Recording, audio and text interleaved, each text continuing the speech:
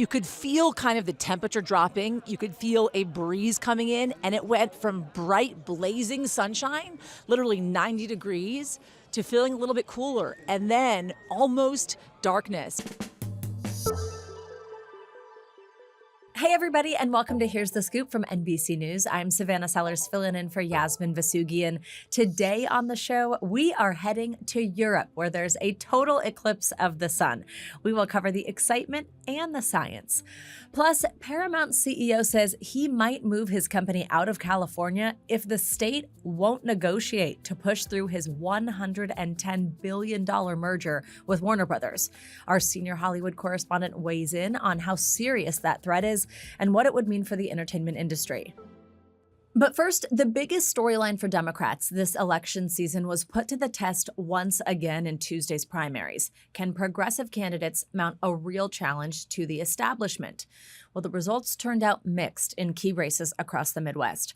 In Wisconsin, establishment-backed candidate David Crowley defeated Democratic socialist Francesca Hong in a primary race for governor with a razor-thin margin. But in Minnesota's Senate primary race, progressives were celebrating a win. Meanwhile, for Republicans, there was yet another test of President Trump's grip on the party. In South Carolina, the race to replace the late Senator Lindsey Graham is headed to a runoff in just a couple weeks after the president's preferred candidate and Lindsey's sister, Darlene Graham, didn't win 50% of the vote. I'm bringing in NBC News national politics reporter Bridget Bowman to make sense of all this and what to expect as we inch closer to November. Hi, Bridget. Hey, Savannah. So let's start with Wisconsin's race for governor, because there are really some twists and turns here and some interesting details. I mean, first, the fact here is that establishment candidate David Crowley ended up narrowly defeating Democratic socialist Francesca Hong. But that was actually just a couple of weeks after Crowley had dropped out of the race, then comes back into it. But the big story here is this sort of real test of the party, establishment versus progressive. Walk us through this one. Yeah, this was a really volatile race. As you mentioned, Crowley had dropped out, then he jumped back in. We saw multiple candidates drop out in the final weeks of this race as well. So a lot going on here. And we also saw Hong face a lot of media scrutiny for some of her past statements in the final weeks of this race as well. But I think what we learned from this race is the Democratic Party is still really, really divided.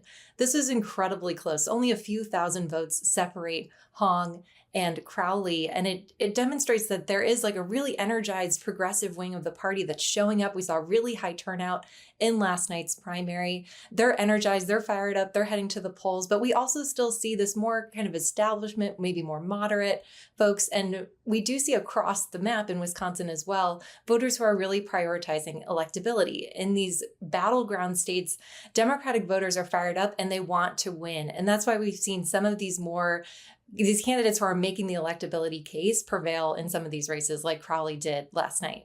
When you mentioned some of these things that Francesca Hong had sort of gotten flack for, there were a couple of things here. She's like, for example, repeatedly called for abolishing police. A recent thing was to cancel Thanksgiving, but then she reversed that position last week. By the way, Bridget, I do just quickly want to ask you about the polling here because she was way ahead up until obviously the actual primary where she did not come ahead. One poll actually had her in the lead by more than 20 percentage points. We kind of saw something somewhat similar in Michigan. We had this super closely watched Senate primary there. Also, this is where Abdul Al-Sayed, polls had him winning by something like 13 percentage points over his opponent, Haley Stevens. In the end, he did win, but it was only by like a percentage point.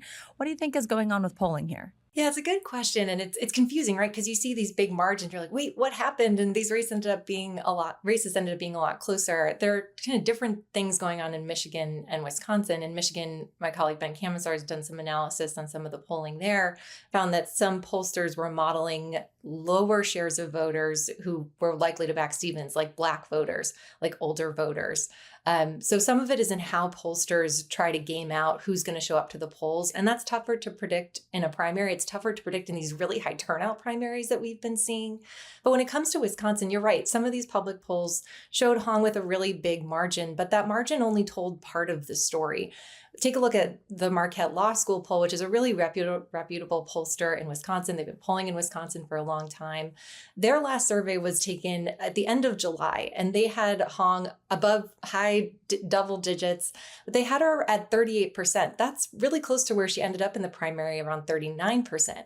But what that poll showed, the next biggest share of voters were actually undecided. About a third of voters in that survey were undecided.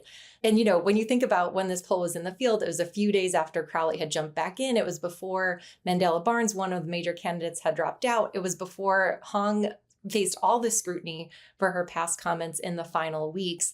So it's important to kind of keep in mind when these polls are in the field and keep an eye on that undecided number, because it suggests that a lot of folks decided really late. It's summer. Not everybody's paying attention to primaries going on right now, and people tuned in maybe pretty late here, and that's where we saw some of these big shifts as well. So the establishment candidate came out on top in Wisconsin, but let's talk about Minnesota and their Senate primary race, where it's sort of a different story. So we had the progressive candidate here is the current lieutenant governor, that's Penny Flanagan, defeating moderate current representative Angie Craig pretty decisively. What is it that got progressives over the finish line there? Yeah, so this race was really interesting, and we actually saw a Democratic divide over immigration and ICE playing out in this race. We've seen it play out in some other primaries, but it was really salient in Minnesota, of course, because of the killings in Minneapolis earlier this year. We saw Flanagan really slamming Craig for a vote that she took on immigration enforcement, a vote that for the Lake and Riley Act that Craig said she later regretted. Flanagan has been really staking out this progressive lane. She had some high-profile endorsements from Elizabeth Warren and Bernie Sanders and some of these folks who have been weighing in other primaries. Those folks stayed out of Wisconsin, by the way, and did not back Ms. Hong. It's curious. Minnesota is a Democratic leaning state. Republicans think they can make it competitive, but they haven't won a statewide race there in 20 years. So we're Democratic voters there, maybe less concerned about the electability piece with some of her more liberal positions. That is something that maybe had a factor here as well. All right, we're going to hit one more state, one more race with you. This is South Carolina. This is this special election to replace late Republican Senator Lindsey Graham. That is headed to a runoff. So some of the details here, President Trump had endorsed Graham's sister, Darlene Graham, to be the one to take over that seat. She did not get that 50%, though, needed to just secure this. So that will head to the runoff. What did we see here, and how did President Trump's endorsement factor in? It did seem like the president's endorsement really boosted Graham. She finished this primary in first place, which is a strong position heading into the runoff in just 2 weeks. It's a real sprint here to the end of this primary. But the fact that this went to a runoff was not surprising. There were 10 candidates on the ballot. It would have been hard for anyone to get to that majority mark to avoid a runoff. But it's going to be really interesting to see moving forward what the president does here over the next 2 weeks. Congressman Ralph Norman, who's going to be facing Graham in the primary, is a member of the Freedom Caucus. He's been a thorn in the side of leadership and the president in the past, but he's told some of our colleagues that he does want the president to weigh in and to back him as well. We did see President Trump actually endorse 2 candidates in the South Carolina governor's race earlier this year when his preferred candidate was forced into a runoff.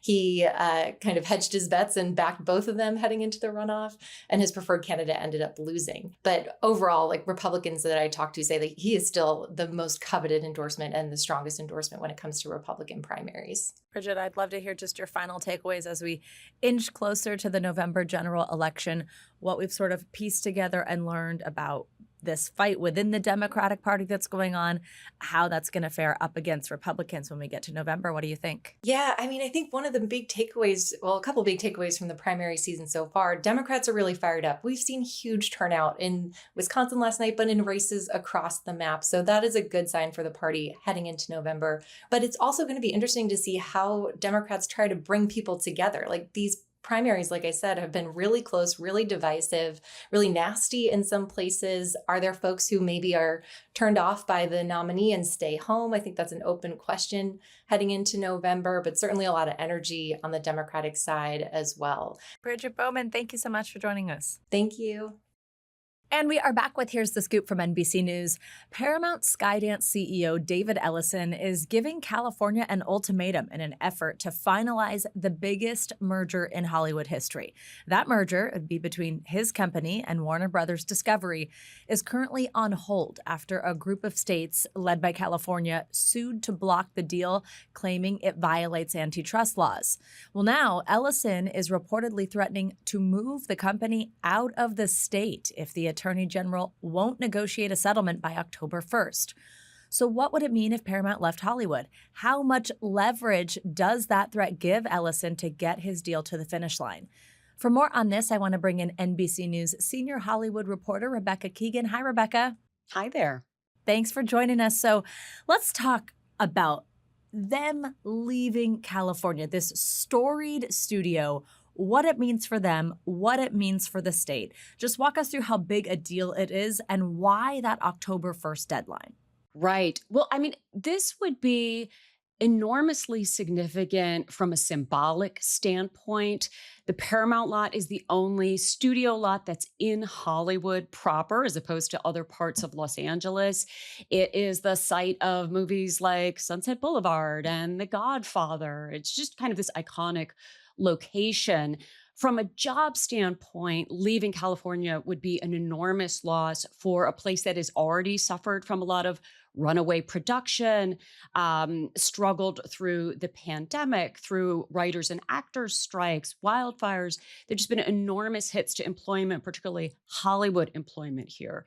So the prospect of a major studio leaving scares a lot of people. I talked to one man who operates a business where he rents trucks and equipment to productions. And he likened this to as if, when Ford left Detroit, this is so significant in terms of its potential impact on California. And in terms of your question about why October 1st, the reason, apparently, according to a Paramount source who I spoke with, who was not authorized to speak on the record about this, the reason for the October 1 date relates to this so-called ticking fee that is in this deal. So if the Paramount Warner Brothers deal doesn't close by October 1st, Paramount starts incurring a cost. It's $650 million a quarter. The source I spoke to said, setting up a contingency plan for leaving California, that Ellison framed that as one way to allay that potential cost. I'm also just wondering, where would they go? Right. I mean, there have been reports about a number of states. Tennessee apparently has made overtures. Nashville, of course, a sort of bustling creative and business community. Texas and Georgia also have a lot of production space. Georgia is where, for a long time, many of the Marvel movies were filmed. They have a huge studios there, tax incentives. New Jersey has had a lot of studio building and tax incentives. So there are a lot of states that would love to have a company like this. It sounds tough for them, right? To have to move their operations. I can't imagine it's something they really want to do. Right. And that, gets into the question of, is this something Ellison really wants to do? Or is this a way of putting pressure on the states, particularly California Attorney General Rob Bonta, who's leading this lawsuit, to sort of come to the table for settlement talks with some more sort of specific and productive movement? One person who's been notably quiet through this is California Governor Gavin Newsom.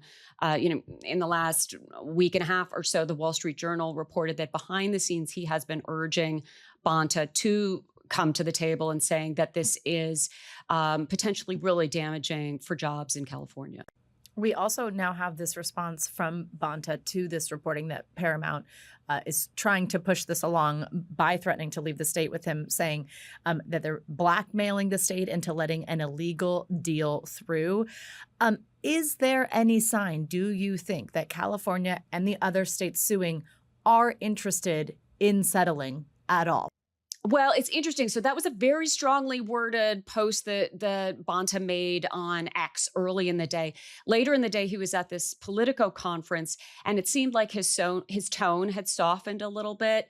He said that, the states would be sort of open to settlement talks if there were certain structural changes that Paramount was open to.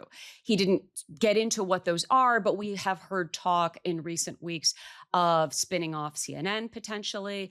We have heard of Ellison making promises to theater owners to release at least 30 movies in theaters from the combined studio. Still low on details on some of those proposals, but those are some of the kinds of things that could potentially be discussed in settlement talks as a way of getting the deal forward. Okay, I'm not good at math, but I think we're 6-ish weeks out from an October 1st deadline. What are you looking for during that time? Is it going to be some of this sort of deal making between the companies and movie theaters and other facets of the entertainment industry to see if that appeases Bonta and those other attorneys general? What are you looking for? Yeah, I mean, I think it will be interesting to see if the attorney general and Paramount get back to settlement talks in some form, whether that's sort of shuttling between lawyers or actually, getting in a conference room at some point. It seems like for a while there, the states really had the leverage. Paramount was up against this deadline of the ticking fee, and the states filed so late in the game that put Paramount in a difficult position. With this, you could call it a threat to leave California. It seems like Paramount has shifted the leverage a little bit and created an incentive for the states to sort of get back in there and start talking with them. So we'll be looking for signs that that's happening. A lot to watch for. Rebecca Keegan, thank you so much. Thank you. Europe saw its first total solar eclipse in almost 3 decades today. The path of totality, that's the part where the moon completely covers the sun. It passed over Greenland, then along the western coast of Iceland, and finally across northern Spain, where something like 450,000 tourists were waiting to catch a glimpse. That crowd of eclipse hunters included our friend, Here's the Scoop host, Yasmin Vasugian. She's in Madrid, and she got to see that amazing moment herself. We experienced near totality of this eclipse. It was about a minute and 19 seconds or so. That is all that it lasted. But you could feel kind of the temperature dropping. You could feel a breeze coming in, and it went from bright, blazing sunshine, literally 90 degrees, to feeling a little bit cooler, and then almost darkness. And the crowd just erupted in cheers and claps, kind of taking in the majesty, I would say, of this eclipse here in Spain. I've been saying this all throughout the day, and it was just so incredible to see. And I've never experienced anything like this before. I've only been told about what it feels like to see. But I would encourage anybody who has an opportunity to travel to an eclipse to do it. I will also say this. I planned a birthday trip here for my mom with my brother. She's turning 80 today, August 12th, the day of this eclipse. We didn't even know the eclipse was happening here, but we just got lucky, and it feels like a really happy coincidence that we were able to celebrate here together. It's been since 1905 since Spain actually experienced an eclipse, but really the city and this country elated this evening, having experienced something so magical, you guys. Okay, Yasmin, that was awesome. Thank you. Well, for more on the science behind all this, I'm going to turn to Dr. Michio Kaku. He's a professor of theoretical physics at the City University of New York and the author of the bestseller Quantum Supremacy. He's joining me right here in the studio. Hi, Dr. Kaku. Hi, glad to be here. We're so glad to have you on an exciting day. What is it that makes a solar eclipse so exciting from a scientific perspective? Well, there's not just one event, but 3 events given to us by Mother Nature that has thrilled the scientific community and the general public. First of all, we have the solar eclipse, which of course is already creating headlines around the world. But second, the Perseid meteor showers. And third, the alignment of the planets. So 3 events, not just one, but 3 events happening on the same cosmic day. Why is it that all 3 of those events you mentioned are happening right now? Is that just a coincidence? It's a coincidence. The Perseid meteor shower, for example, takes place tonight after midnight. And it happens, frequently because there's a comet that passes through our solar system. And so about 1 every minute, there's going to be a meteor soaring through the sky that you'll be able to see. Now, that's not common. We don't usually get something as spectacular as the Perseid meteor shower, but it's all happening on the same day. That's what's unusual. Tell me more about the alignment of the planets that's also happening right now. Tonight, you'll be able to see all the planets, except for Venus, aligned properly. Aligned so that by telescope and by the human eye, you'll be able to see all of them all at once. Dr. Michio Kaku, you're a legend. Thank you for joining us on this today. Well, my pleasure. That's going to do it for us at Here's the Scoop from NBC News. I'm Savannah Sellers filling in for Yasmin Vasugian. We will be back tomorrow with whatever the day may bring. If you like what you heard, press the subscribe button. We'll see you tomorrow. We thank you for watching, and remember, stay updated on breaking news and top stories on the NBC News app or watch live on our YouTube channel.